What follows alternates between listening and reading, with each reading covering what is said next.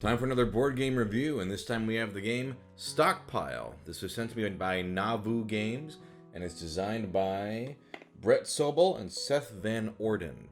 Now, this is actually the Epic Edition, but I'm just going to be reviewing the base game. But this does come with several expansions for the game. You have insider information about the stock market. It's up to you to choose the best investments and outplay your opponents to earn the most money. Build your stock portfolio by bidding wisely at auction and stick your opponents with hidden trading fees. Will you be able to manipulate the stock market to your advantage, or will your investments go bankrupt from poor predictions? Let me show you how to play. Alright, so Stockpile is a fast-paced economic game of corporate investments, insider trading, and market manipulation. Each player is a private investor with the goal of amassing the greatest net worth. Now, how the game is played is there's an information phase at the beginning. At the beginning, each player is going to receive a company card and a forecast card. Now, these are paired to indicate the movement of a stock's value. Stock value changes at the end of the round during the movement phase. So, if I look at these two cards in my hand, I'll know, aha, Epic Electric is going to be going up 4 during this round. These are hidden info, and each person has their own piece of info that they know. One of the sets is placed face up. So this is public knowledge that American Automotive will be going down by 2. Once everybody has looked at all of their information, you place them all back into the piles. Then it's time for the supply phase. During the supply phase, you're going to place cards into stockpiles. These may be shares, trading fees, or action cards. So you take the market deck and you flip a card face up in each pile. If it's a 3-player game, you just do these 3, but you can do different player counts as well. Let's say we're just doing a 3-player game for now. Now, each player is going to get 2 cards into their hand. On your turn, you have to put down one of your cards face up and one of your cards face down in these piles. So player 1 might be like, okay, I'm going to put one face down here and one face up here. Player 2 might look, okay, it doesn't really matter for them, but they'll go one face down here and one face up here. And then player 3 might go, okay, I'm going to go this. Once everybody has added their cards to the stockpiles, then it's time for the demand phase, in which each player is going to bid on a stockpile. So let's say player 1 goes, I'm going to bid 3K on this pile. And player 2 goes, I want that pile actually. I'm going to bid 6K on it. And then player 3 goes, I'm going to bid 1K on this pile. So now, blue player has the option, since they've been outbid, they can do a rebid. Blue could outbid green again, or they could try to outbid purple, or they could just go here and get this for free. Now, once each pile has 1 meeple on it, each player pays their amount. So green player would pay 6K, purple would pay 1, and blue would pay none, and they all grab their piles. If a pile contains a trading fee card, you have to just pay the money, so it's a minus 1K. So sometimes you want to sneak these into piles face down, potentially, to get people.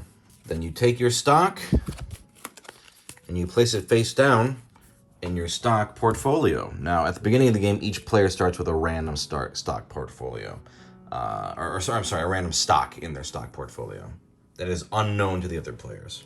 After everyone takes their piles and puts them into their stock portfolios, if anyone got an action card on their turn, then they play them. So action cards will be something like a stock boom, and there's also a stock bust. If you ever have either of these in your piles, you get to manipulate the market. So, let's say one player goes, I'm going to boost Stanford Steel with my +2. And the other player goes, I'm going to bring down Cosmic Computers by 2. After your action cards are played, then you have the option to sell. Before anything changes on the market, if you're like, okay, I think I have American Automotive stock, I want to sell it now before I know it decreases. If you do, you basically sell the stock at its current market value. So let's say one player decides, I'm going to sell my one leading laboratory stock. They would get 5K. Once everyone's made their decision on selling stocks, then it's time to move all of the companies. Now, all the companies are going to change in some way. American Automotive is going to go down 2. Now, let's see here. Epic Electric is going to go up 4. One of the players knew that. Bottom Line Bank is going up 2. Cosmic Computers is going up 1. Stanford Steel is going down 3. And Leading Laboratories is paying dividends, which I'll explain in a second. So yeah, if that company is paying dividends that round, then for each stock each person's willing to reveal in their stock portfolio, they get $2K, one for each dollar sign. So if I show one purple stock, I can get $2,000. If I have more than one, but I choose not to show them, I only get the 2K. But for each one I do reveal, I would get 2K. Now, if a stock ever gets higher than 10, the stock splits. And what happens is, it essentially, a stock split effectively doubles your existing shares for that stock. So, let's say I had 2 stocks of Epic Electric in my portfolio. You reveal how many you have and move them from your stock portfolio to your split portfolio. Now each of these are worth double. If the increase ever makes it go past this, it goes down to 6 and resets. If it lands right on it, it just goes down to the 6 afterwards. But if it would say like 9 and there was an increase of 3, it'd be $10 sign back to 6, 7. Now, any new stocks of Epic Electric still go into your regular stock portfolio, not the split portfolio. However, if Epic Electric splits again later and you have stock in your split portfolio, you get 10K in currency cards for each stock card of that type in your split portfolio. So, yeah, if it manages to split again, you're going to make big money. On the other hand, if a stock ever hits bankrupt, then you immediately, all players discard all stock of that kind that they own, including any stocks in their split portfolio. After that, it resets back to 5. Once you've done all your movement, you move the turn marker, and you continue the game. And you just repeat that process over and over, each of you putting stocks in the stockpiles, knowing one of the pairs of hidden information for the round. Now, at the end of the game, you count all the stock you have in your portfolio, and you decide who has the majority in each company. So if you have the most stock cards in each company, you will get 10K. If I have the most green stock, 10K.